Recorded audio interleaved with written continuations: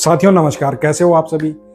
साथियों, अगर मैं आपसे कहूं कि एक लड़की अपने घर से कॉलेज के लिए निकलती है और फिर कभी वापस घर पर लौटती ही नहीं, तो आप क्या सोचेंगे? अपहरण, भागकर शादी, या फिर कुछ ऐसा जो किसी ने शायद कभी सोचा भी नहीं होगा। कहानी है 12 दिसंबर 2023 की। जगह है नवी मुंबई का कालमबोली इलाका। एक आम सी सुबह वैसी ही जैसी हर घर में होती है। 19 साल की पूजा, फर्स्ट ईयर की स्टूडेंट, अपने सपनों को लेकर रोज की तरह कॉलेज के लिए निकलती है। घर से निकलते वक्त ना तो कोई डर, ना कोई शक, सब कुछ बिल्कुल नॉर्मल लग रहा था। लेकिन कभी कभी सबसे खतरनाक कहानियां यहीं से शुरू होती हैं, जहां पर सब कुछ नॉर्मल दिखाई देता है। सुबह बीत गई, दोपहर बीत गई और फिर शाम हो गई, लेकिन पूजा घर पर नहीं लौटी। पहले घर वालों ने सोचा कि शायद वो अपने दोस्तों के साथ होगी, शायद कोई क्लास लेट हो गई होगी। लेकिन जब बार बार फोन किया गया और उसका फोन स्विच ऑफ आने लगा, तो एक अजीब सी बेचैनी धीरे धीरे डर में बदलने लगी थी। घर वाले तुरंत हरकत में आ गए। दोस्तों को फोन किया गया, कॉलेज में पूछताछ करी गई, हर उस जगह पर जहां पर पूजा जा सकती थी। लेकिन हर जगह से सिर्फ एक ही जवाब मिला। सभी ने ये कहा कि हमें नहीं पता पूजा इस समय है कहाँ। अब सवाल सिर्फ ये नहीं है कि वो है कहाँ, सवाल ये था कि वो अचानक ऐसे कैसे कहाँ पर गायब हो गई। आखिरकार पुलिस पहुंची कालमबोली स्टेशन में। वहां पर एक गुमशुदगी की रिपोर्ट जो है वो जाकर घर वालों ने दर्ज कराई। एक 19 साल की लड़की जो सुबह घर से निकली और अब जैसे हवा में ही कहीं पर ना जाने गायब हो गई है। ना तो कोई कॉल किया, ना कोई मैसेज किया, ना ही कोई ऐसी फिरौती की डिमांड आई। बस सन्नाटा दिखाई दे रहा था। और याद रखिए साथियों, किसी भी क्राइम स्टोरी में सबसे खतरनाक चीज होती है सन्नाटा। क्यों? क्योंकि जब कोई सुराग नहीं होता तो हर शक सच लगने लगता है। उस वक्त ना तो परिवार को अंदाजा था और ना ही पुलिस को कि ये सिर्फ एक मिसिंग केस नहीं है, बल्कि एक ऐसी कहानी की ये शुरुआत है जिसमें प्यार है, इनकार है, जुनून है और एक ऐसा फैसला है जो एक पल में लिया गया है, लेकिन उसकी कीमत कई जिंदगियों ने चुकाई। क्योंकि इस कहानी में एक लड़की गायब हुई है, लेकिन सवाल ये है, क्या वो सच में गायब हुई है या उसे गायब किया गया है? और अगर किया भी गया है तो आखिरकार किसने और क्यों गायब किया है? यही सवाल अब पुलिस के सामने था और यहीं से शुरू होती है इस कहानी की असली जांच। अब तक यह मामला सिर्फ एक गुमशुदगी का था, एक लड़की जो घर से निकली और वापस नहीं लौटी। लेकिन हर कहानी में एक मोड़ आता है और इस कहानी में वो मोड़ उसी दिन आ चुका था, बस किसी ने उसे जोड़ा नहीं था। 12 दिसंबर 2023, जिस दिन पूजा गायब हुई थी, उसी दिन करीब 15 किलोमीटर दूर जूहीनगर रेलवे स्टेशन के पास रेलवे ट्रैक पर पुलिस को एक लाश मिलती है। एक युवक की लाश, उम्र रही होगी लगभग 24-25 साल। कुछ चश्मदीदों ने बताया कि उस लड़के ने चलती ट्रेन के सामने खुद छलांग लगा दी। पहली नजर में ये मामला था, लड़के ने जानबूझकर अपने आप को खत्म कर लिया है। रेलवे पुलिस आई, लाश को कब्जे में लिया गया, पंचनामा हुआ, पोस्टमार्टम हुआ और फिर एक फाइल बनाकर उस मामले को वहीं पर बंद कर दिया गया। लड़के की पहचान हुई, नाम था उसका वैभव। घर वालों को इसकी सूचना दी गई, लाश घर वालों को सौंप दी गई और अंतिम संस्कार भी हो गया। कहानी यहीं खत्म हो जानी चाहिए थी, लेकिन यहीं से शुरू हुई असली कहानी। क्योंकि उस वक्त ना तो रेलवे पुलिस को पता था और ना ही नवी मुंबई पुलिस को यह बात पता थी कि यह घटना दरअसल एक क्लू है, एक ऐसा क्लू जो एक गुमशुदा लड़की तक पहुंचा सकता है। सोचिए, एक ही दिन, एक ही शहर, एक लड़की गायब और एक लड़का मारा गया है। क्या ये सिर्फ इत्तेफाक था या इन दोनों के बीच कोई ऐसा रिश्ता था जिसे अभी तक कोई भी नहीं देख पा रहा था? क्योंकि सच ये है, क्राइम की दुनिया में इत्तेफाक बहुत कम होते हैं। हर चीज किसी ना किसी वजह से होती है। लेकिन उस समय दोनों केस अलग अलग फाइलों में बंद थे।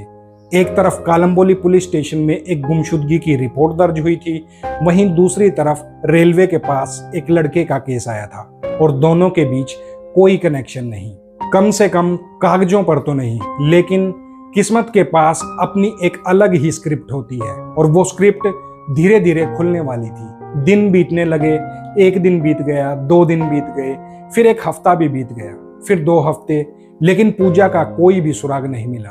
परिवार की बेचैनी अब गुस्से में बदलने लगी थी। कॉलेज के छात्र, दोस्त सब सवाल उठा रहे थे। आखिरकार पुलिस क्या कर रही है? अब तक लड़की क्यों नहीं मिली? और जब सवाल बढ़ते हैं तो दबाव भी बढ़ता है। ठीक वही हुआ। करीब 3 हफ्ते बाद जब मामला तूल पकड़ने लगा तो नवी मुंबई पुलिस जो है वो हरकत में आ गई। 6 जनवरी एक स्पेशल टीम बनाई गई। एक डीसीपी को इसकी कमान सौंप दी गई और साफ आदेश दे दिया गया कि हमें किसी भी हालत में पूजा चाहिए, किसी भी हाल में हो, जैसी भी हो। अब ये केस सिर्फ एक गुमशुदगी का केस नहीं रहा था, ये बन चुका था एक चुनौती। लेकिन पुलिस को ये नहीं पता था कि जिस जवाब को वो लोग ढूंढ रहे हैं वो पहले से ही एक फाइल में बंद पड़ा हुआ है, उस लड़के के केस के रूप में। और उस फाइल का नाम था वैभव। अब बस इंतजार था उस पल का जब ये दोनों कहानियां एक दूसरे से आकर टकराएंगी। और जब ये टकराएंगी तो सच इतना खतरनाक होगा कि किसी ने इसके बारे में शायद सोचा भी नहीं होगा। 3 हफ्ते बीत चुके थे। 12 दिसंबर से लेकर जनवरी का पहला हफ्ता भी खत्म होने को था, लेकिन पूजा अब भी लापता थी। कोई कॉल नहीं, कोई मैसेज नहीं, कोई फिरौती नहीं, बस एक खालीपन। और जब किसी केस में इतने दिनों तक कुछ नहीं मिलता तो समझ लीजिए या तो सुराग बहुत गहरे हैं या फिर कहानी कुछ और ही है। दबाव लगातार बढ़ता जा रहा था। परिवार परेशान, दोस्त गुस्से में और पुलिस सवालों के घेरे में। तभी 6 जनवरी को बनी स्पेशल टीम ने फैसला किया कि अब इस केस को तकनीकी जरिए से खोला जाएगा और शुरू हुआ सीसीटीवी फुटेज का सबसे बड़ा सर्च ऑपरेशन। घर से लेकर कॉलेज तक, कॉलेज से स्टेशन तक, स्टेशन से रास्तों तक हर कैमरे को खंगाला जाने लगा। घंटों की फुटेज मिनट मिनट में देखी जा रही थी। और फिर एक फुटेज मिली। पूजा कॉलेज के बाहर निकलती हुई दिखाई देती है। सामान्य, बिल्कुल सामान्य, ना कोई डर, ना कोई घबराहट। जैसे हर दिन वो निकलती थी कॉलेज से, बिल्कुल वैसी ही निकली थी। फिर अगला फुटेज, वो स्टेशन पर पहुंचती है और लोकल ट्रेन में चढ़ जाती है। यहाँ तक सब कुछ ठीक ठाक लग रहा था, लेकिन कहानी बदलती है अगले फ्रेम में। एक और कमरा, खारघर रेलवे स्टेशन। पूजा वहां पर उतरती हुई दिखाई देती है। अब सवाल ये था, वो अपने घर जाने की बजाय खारघर में क्यों उतरी? क्या वो किसी से मिलने जा रही थी या कोई उसे वहां पर बुला रहा था? इसी सवाल का जवाब अगले फुटेज में जाकर मिला। स्टेशन के बाहर लगे कैमरे में पहली बार वैष्णवी अकेली नहीं थी, वो एक लड़के के साथ थी। दोनों बात कर रहे थे और फिर धीरे धीरे चलते हुए खारघर के उस जंगल की तरफ बढ़ गए, ओ कैंप का वो फॉरेस्ट एरिया। अब मामला साफ हो चुका था, वैष्णवी किसी के साथ गई थी, लेकिन कौन था वो लड़का? और सबसे बड़ा सवाल, वो वापस क्यों नहीं आई? पुलिस ने उसी इलाके में बाकी कैमरे भी खंगाले और फिर एक ऐसा फुटेज मिला जिसने पूरे केस को पलट कर रख दिया। उसी जंगल के बाहर लगा एक कैमरा, कुछ देर बाद वही लड़का जंगल से बाहर निकलता हुआ उस कैमरे में दिखाई देता है, लेकिन इस बार वो अकेला था। पूजा उसके साथ वहां पर नहीं थी। यहीं से शक यकीन में बदल गया, क्योंकि सच यही था, पूजा उस जंगल में गई थी लेकिन बाहर नहीं आई। अब ये मामला गुमशुदगी का नहीं रहा था, अब ये मामला संभावित मर्डर केस जो है वो बन चुका था। लेकिन पुलिस के सामने अब भी एक बड़ी चुनौती थी। वो लड़का कौन था? सीसीटीवी में उसका चेहरा साफ नहीं दिखाई दे रहा था, लेकिन हर क्राइम एक गलती छोड़ता है और इस बार वो गलती थी मोबाइल। पुलिस ने वैष्णवी के फोन की डिटेल्स को निकाला, खासतौर पर 12 दिसंबर की शाम वाली डिटेल्स को, और वहीं एक नंबर बार बार सामने आ रहा था। आखिरी कॉल उसी नंबर से आया था जब पूजा जंगल की तरफ जा रही थी। अब पुलिस को यकीन हो गया था कि यही वो लड़का है जिसके साथ वैष्णवी को आखिरी बार देखा गया था। और अब इस नंबर के पीछे छिपे नाम तक पहुंचना सबसे ज्यादा जरूरी था, क्योंकि हो सकता था इस नंबर के पीछे एक कातिल छुपा हो, और जब पुलिस उस नाम तक पहुंचेगी तो कहानी और भी खतरनाक मोड़ लेने वाली थी। अब तक पुलिस के पास एक शक था, एक लड़की थी जो जंगल में गई और वापस नहीं आई, एक लड़का जो उसके साथ अंदर गया और अकेला बाहर निकला, और एक मोबाइल नंबर जो बार बार सामने आ रहा था। अब बस उस नंबर के पीछे छिपे इंसान तक पहुंचना था। पुलिस ने तुरंत कॉल डिटेल्स, कॉल रिकॉर्ड्स निकालने शुरू किए, और जो नाम सामने निकल कर आया उसने पूरी कहानी ही पलट दी, एक झटके में उस कहानी को बदल दिया। नाम था उसका वैभव। जी हाँ, वही वैभव जिसकी लाश 12 दिसंबर को रेलवे ट्रैक के पास मिली थी। यानी जिसे पुलिस अब तक एक मरा हुआ लड़का समझ रही थी, वो इस केस का सबसे बड़ा संदिग्ध था। और यहीं से कहानी और ज्यादा उलझ गई। पुलिस की एक टीम तुरंत वैभव के घर पर पहुंची। दरवाजा खुला, सामने खड़े थे उसके परिवार वाले। पुलिस ने पूछा वैभव कहाँ है, और जवाब मिला वो तो मर चुका है। एक पल के लिए सब कुछ वहीं पर थम गया, क्योंकि अब ये सवाल ये था कि एक मरा हुआ लड़का किसी लड़की के गायब होने में कैसे शामिल हो सकता है। लेकिन क्राइम की दुनिया में मौत भी कभी कभी सच का खुलासा नहीं कर पाती है। अब पुलिस के पास एक ही रास्ता था, वैभव के पीछे जाना, उसकी जिंदगी, उसके रिश्ते, उसका अतीत, सब कुछ खंगालना। इसी दौरान पुलिस पहुंच जाती है रेलवे पुलिस के पास। वही केस जो 12 दिसंबर को बंद कर दिया गया था। वहीं से वैभव का जब्त किया हुआ सामान लिया गया। उस सामान में सबसे अहम चीज थी उसका मोबाइल फोन, एक लॉक्ड स्क्रीन, एक लॉक्ड फोन, जिसके अंदर शायद पूरे केस का जवाब छुपा था। पुलिस ने एक्सपर्ट्स की मदद ली और मोबाइल को अनलॉक कराया गया, और फिर जो मिला उसने इस केस को सीधे मर्डर में तब्दील कर दिया। फोन के मैसेज बॉक्स में सिर्फ एक मैसेज था, लेकिन वो एक मैसेज ही काफी था। उसमें लिखा था, मैंने पूजा की हत्या कर दी है और उसकी लाश खारघर के ओ कैंप के जंगल में है, और कोड है LO501। बस यहीं से सारी तस्वीर साफ हो गई। अब ये सिर्फ शक नहीं, ये एक कबूलनामा था। एक मरा हुआ कातिल मरने से पहले अपने गुनाह जो है वो खुद लिखकर चला गया था। लेकिन कहानी अभी खत्म नहीं हुई, क्योंकि इस मैसेज में एक और चीज थी, एक कोड LO501। अब पुलिस के सामने दो काम थे, पहला लाश को ढूंढना, दूसरा इस कोड को समझना। और यहीं से शुरू हुआ एक ऐसा सर्च ऑपरेशन जो कई दिनों तक चला। Police, fire brigade, forest department सब मिलकर खारघर के उस जंगल को छान रहे थे, सुबह 8 बजे से लेकर शाम को 8 बजे तक, हर दिन, हर कोना। लेकिन ना लाश मिली, ना कोड ही समझ आया। क्योंकि कभी कभी कातिल सच तो बता देता है, लेकिन उस सच तक पहुंचने का रास्ता इतना उलझा देता है कि सच सामने होते हुए भी नजर नहीं आता। और इस केस में भी सच उसी जंगल में था, बस उसे देखने के लिए सही नजर चाहिए थी, और वो नजर अभी तक पुलिस को नहीं मिली थी। कई दिन बीत चुके थे, जंगल वही था, पेड़ वही थे, रास्ते वही थे, लेकिन जिसे पुलिस ढूंढ रही थी वो जैसे उसी जंगल में कहीं पर छुपा हुआ बैठा था।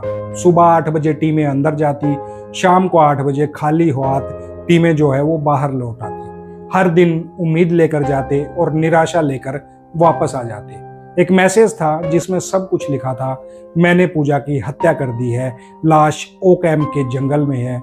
लेकिन फिर भी लाश नहीं मिल पा रही थी। क्यों? क्योंकि उस मैसेज में एक चीज थी जिसने पूरे केस को रोक रखा था, एक कोड LO501, एक ऐसा कोड जिसे कोई भी नहीं समझ पा रहा था। पुलिस ने एक्सपर्ट बुलाए, तकनीकी टीमें लगाई, हर एंगल से सोचा गया, क्या ये किसी जगह का नाम है, किसी नंबर की तरफ ये इशारा करता है, किसी लोकेशन का संकेत है। लेकिन हर बार सिर्फ एक ही जवाब मिला, कुछ समझ नहीं आ रहा। और यही वो पल था जब केस लगभग रुक सा गया था। लेकिन कहते हैं ना, कभी कभी सबसे बड़ा जवाब सबसे साधारण इंसान के पास होता है। 16 जनवरी जंगल में सर्च ऑपरेशन चल रहा था। पुलिस फॉरेस्ट डिपार्टमेंट के कर्मचारियों के साथ उसी कोड पर चर्चा कर रही थी। तभी एक फॉरेस्ट कर्मचारी ने पूछा, क्या है वो कोड? पुलिस वाले ने बताया, LO501। उसने दोबारा पूछा, क्या LO501? और फिर अचानक उस कर्मचारी के चेहरे पर एक बदलाव आ गया, जैसे उसे कुछ समझ आ गया था। उसने कहा, चलो मेरे साथ चलो। पुलिस टीम उसके पीछे पीछे चल पड़ी, जंगल के अंदर, थोड़ा और अंदर, और फिर वो एक जगह पर जाकर अंदर वो कर्मचारी रुक गया। वो था एक पेड़ के पास वो कर्मचारी रुका था, और उसने कहा, यही है LO501। पुलिस ने ऊपर देखा, पेड़ पर सफेद रंग से लिखा था LO501, और उसी पल सब कुछ साफ हो गया।